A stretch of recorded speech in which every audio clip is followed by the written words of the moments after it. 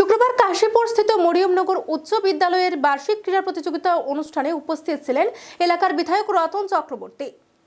প্রদীপ প্রজ্বলন করে অনুষ্ঠানের শুভ সূচনা করেন আগত অতিথিরা। বিদ্যালয়ের পড়ুয়ারা এদিন বিভিন্ন খেলায় অংশগ্রহণ করেন। পরবর্তী সময়ে বিজয়ী ছাত্রছাত্রীদের মধ্যে পুরস্কার বিতরণ করা হয়। এদিনের এই অনুষ্ঠানে বিদ্যালয়ের ছাত্রছাত্রী, শিক্ষক শিক্ষিকা সহ অভিভাবকদের উপস্থিতি ছিল লক্ষণীয়।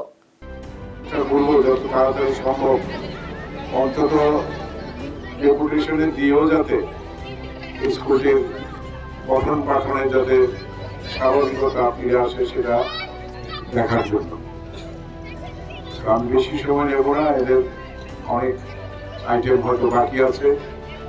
আশা রাখি অন্যান্য স্কুলগুলো যেভাবে আমরা সাজিয়ে তুলছি এই স্কুলটিও সেভাবে সেজে উঠবে। তো পরিকাঠামোর অসুবিধার মধ্যেও ইচ্ছে করলে ছাত্র শিক্ষকদের সম্মিলিত প্রচেষ্টা থাকলে অনেক ভালো ফল করা যায়। সেটা এসবাগান স্কুল প্রমাণ করেছে।